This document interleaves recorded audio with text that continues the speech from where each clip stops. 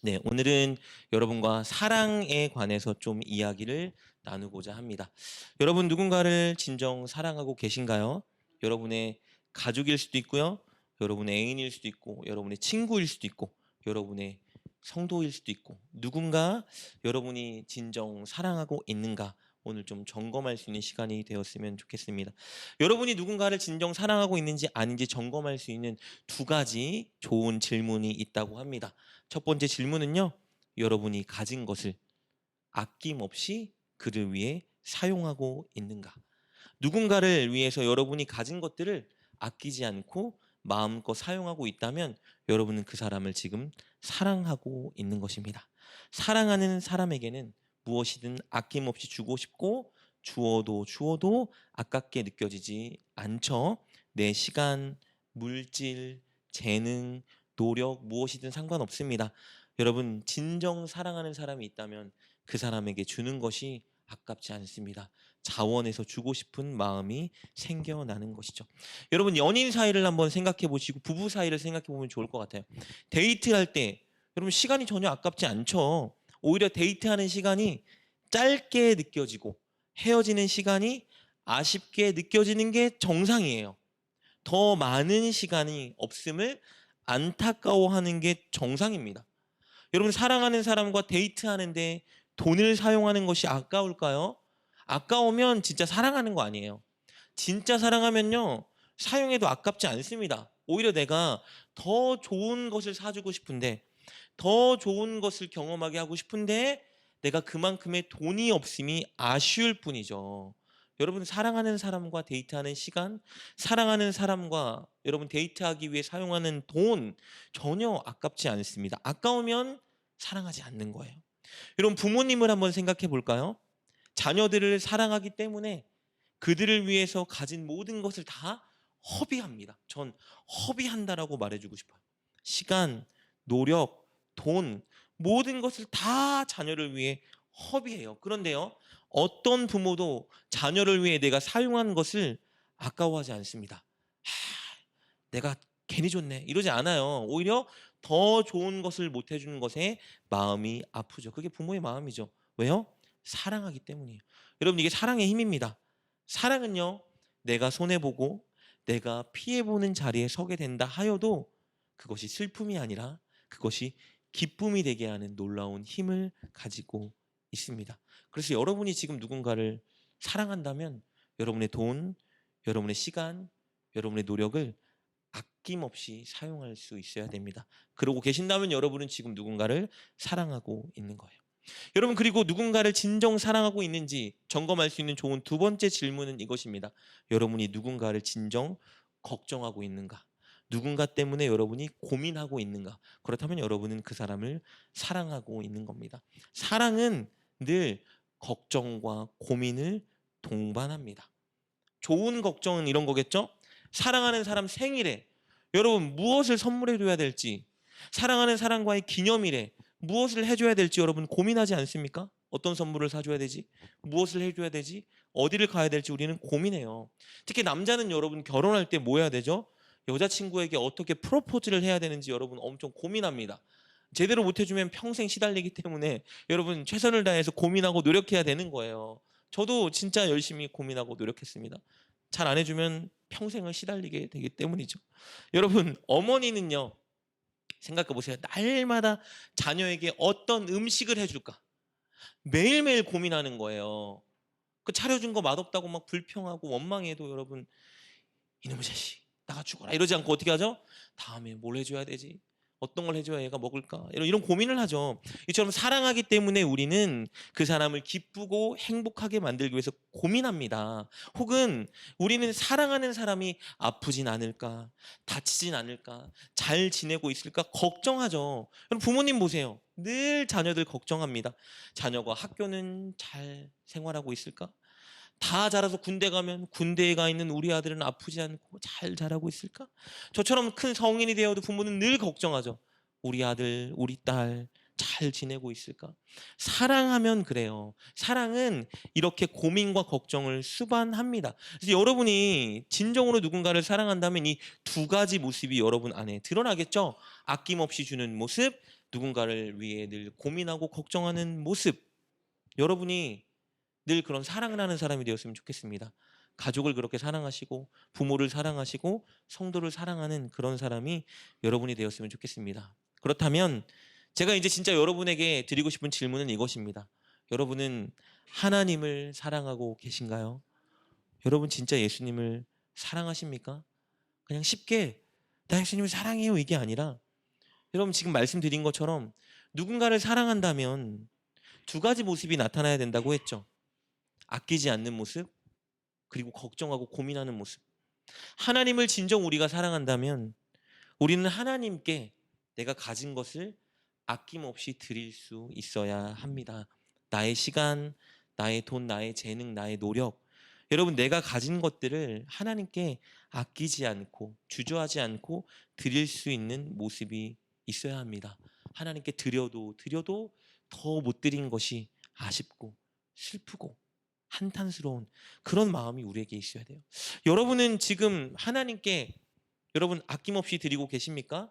여러분 하나님께 드리는 것이 인색하지 않고 아깝지 않고 기쁘고 즐겁게 하나님께 더 드리고 싶은데 이런 마음으로 여러분 하나님께 드리고 있는지 오늘 이 시간 좀 점검해 보셨으면 좋겠습니다. 두 번째, 우리가 하나님을 진정 사랑한다면 우리 하나님을 위해 고민해야 합니다. 어떻게 하면 하나님을 기쁘게 해드릴 수 있을까? 어떻게 하면 하나님이 원하시는 뜻을 발견하고 순종할 수 있을까? 여러분 그 고민이 저와 여러분 삶에 있어야 돼요. 여러분은 하나님을 위해서 고민하고 계신가요? 고민한 적이 있나요? 내 문제, 내 미래, 내가 잘 되는 것들을 위해서 늘 고민하지만 여러분 진짜 하나님을 위해서 어떻게 하면 하나님의 영광이 드러날까? 어떻게 하면 하나님이 기뻐하실까? 내가 어떻게 하면 하나님 원하는 모습대로 살아갈 수 있을까를 여러분 고민하고 계시냐고요.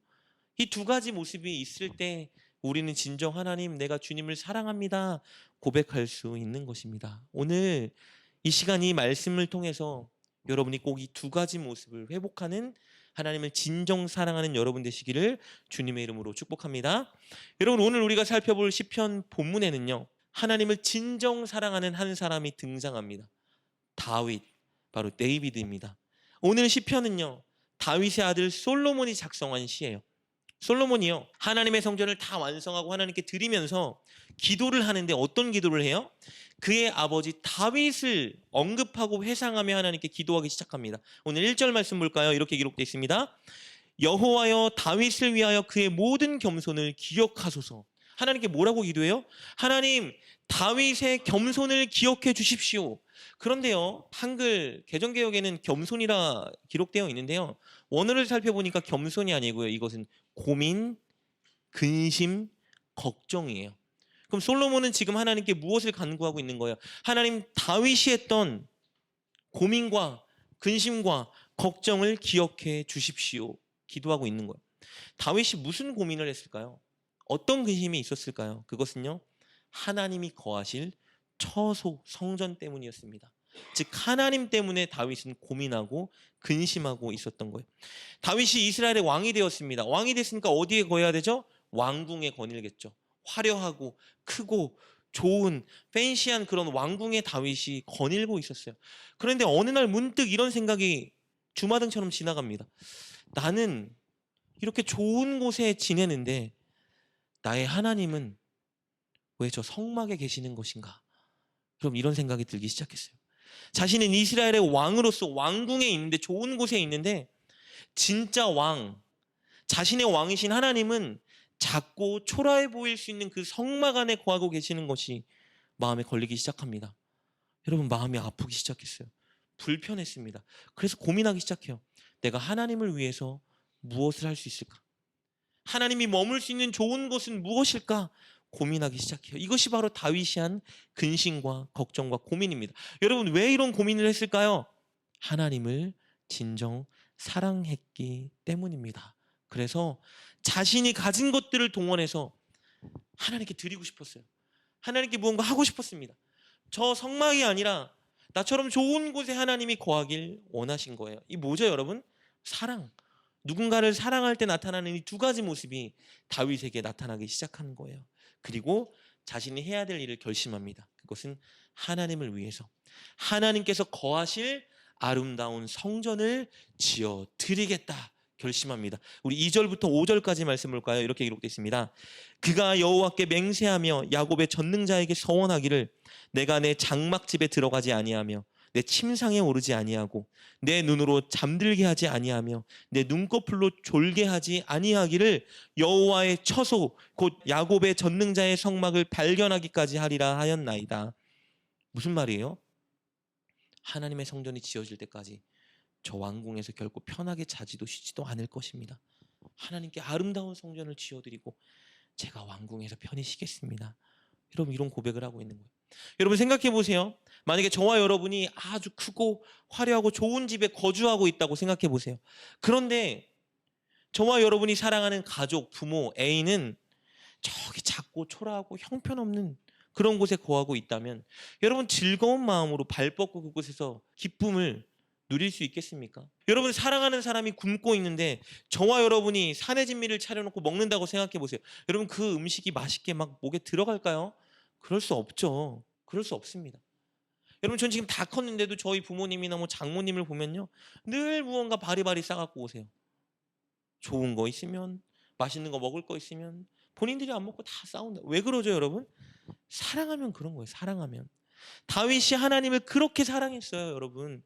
하나님을 너무 사랑했다고요. 그래서 그가 고민하는 거예요. 하나님, 나는 이렇게 좋은 집에 거하고 있는데, 나는 이렇게 화려하고 아름다운 궁에 거하고 있는데 하나님은 그 천막 안에 그렇게 거하고 계시군요. 내가 그 좋은 궁에서 편히 누워 자지 않겠습니다. 하나님께 좋은 성전을 만들어 드릴 때까지 저는 그렇게 않겠습니다. 여러분, 이렇게 고백하고 있어요. 이것이 바로 하나님을 향한 다윗의 사랑입니다. 여러분, 놀라운 것은 뭔지 아세요? 하나님께서 단 한 번도 다윗에게 요구하지 않았다는 거예요. 다윗아, 나를 위한 성전을 지어줘. 요구한 적이 없어요. 다윗아, 나도 그렇게 아름다운 궁에 거하고 싶다. 그런 말씀을 안 하셨다고. 다윗 스스로 생각하고 계획하고 여러분 실천하고 서원한 것입니다. 하나님을 너무 사랑하고 아끼기 때문에 하나님을 위해서 고민했고 하나님 위해 자신의 모든 것을 바쳐 성전을 건축한 것입니다. 왕이 되고 나서 하나님을 이렇게 사랑한 게 아니에요. 늘 하나님을 사랑했어요. 왕이 되기 전부터 하나님을 얼마나 사랑했는지 아세요? 여러분, 우리가 아는 골리앗 사건 있죠. 골리앗 사건. 여러분, 그 사건을 잠깐 살펴볼까요? 여러분, 이스라엘과 블레셋이 대치하고 있었습니다. 전투를 위해 대치하고 있었어요. 그런데 저 블레셋 편에 장사 한 명이 대표로 등장합니다. 골리앗이었죠. 그가 예루살렘 사람들을, 이스라엘 사람들을 향해 이렇게 외쳤어요. 너희 중에 한 대표가 나와서 나와 겨루자. 그래서 이기는 사람이 모든 걸 다 차지하고 진 쪽이 종이 되자. 여러분, 사무엘상 17장 8절 9절 말씀 볼까요? 이렇게 기록되어 있습니다. 그가 서서 이스라엘 군대를 향하여 외쳐 가로되 너희가 어찌하여 나와서 항오를 벌였느냐? 나는 블레셋 사람이 아니며 너희는 사울의 신복이 아니냐? 너희는 한 사람을 택하여 내게로 내보내라. 그가 능히 싸워서 나를 죽이면 우리가 너희의 종이 되겠고 만일 내가 이기어 그를 죽이면 너희가 우리의 종이 되어 우리를 섬길 것이니라. 이스라엘 진영에서 아무도 나오지 않았습니다. 누구도 골리앗과 맞서 싸우겠다고 나서지 않았어요. 왜요? 골리앗이 너무 위압감을 주는 존재였기 때문입니다.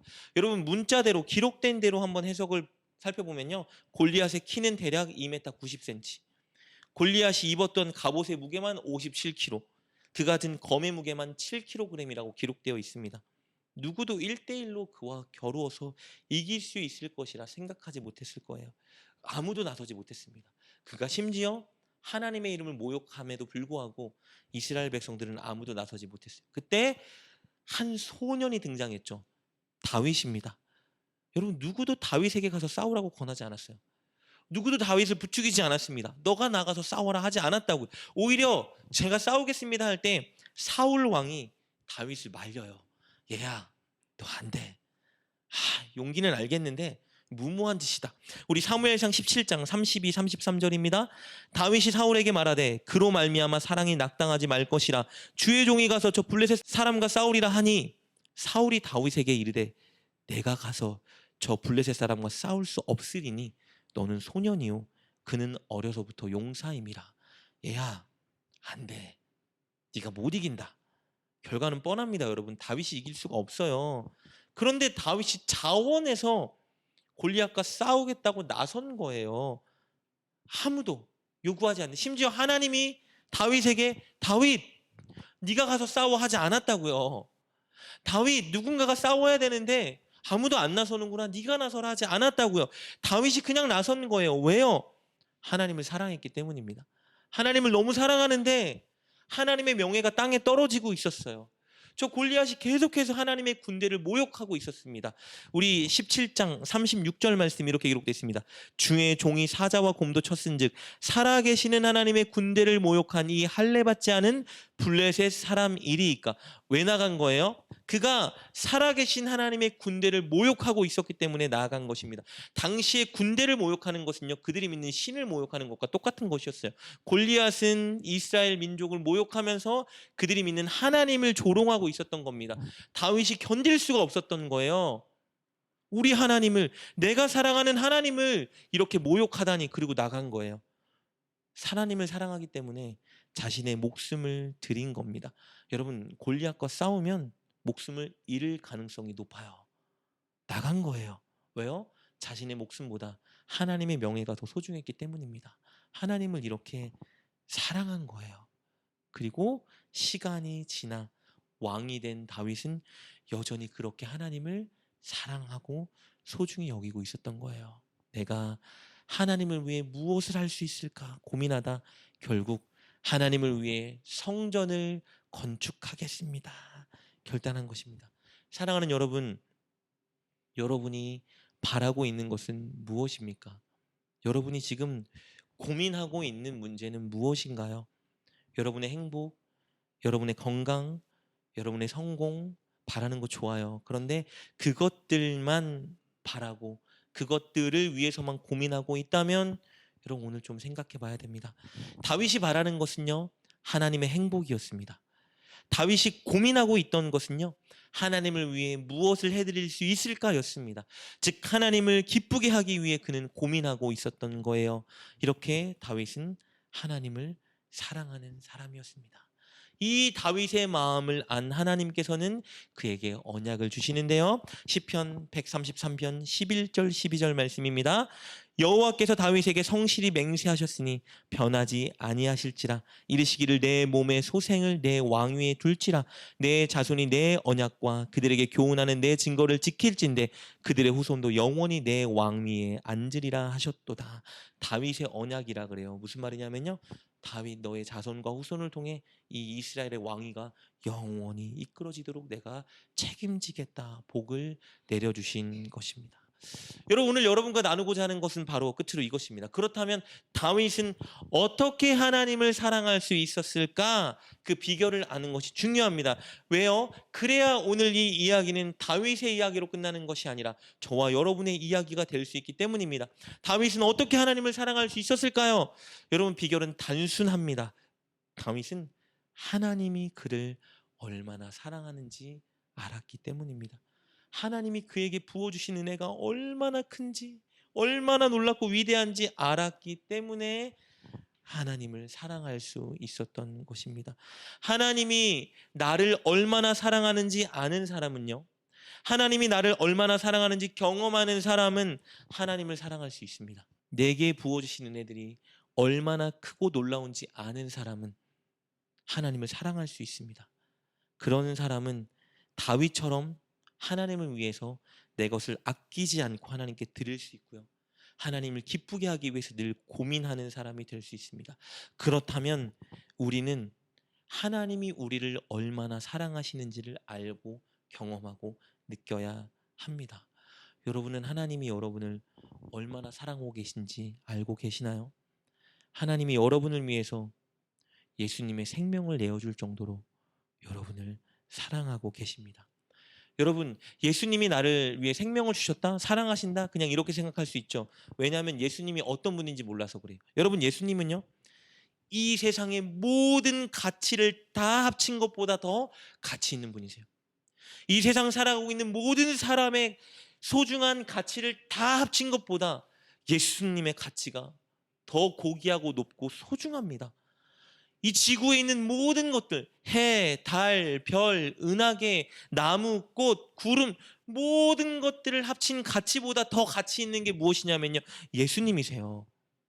근데 그 가치 있는 예수님의 생명을 저와 여러분을 위해 주신 겁니다. 십자가에 달려서 저와 여러분을 살리기 위해 그분의 생명을 주신 거예요.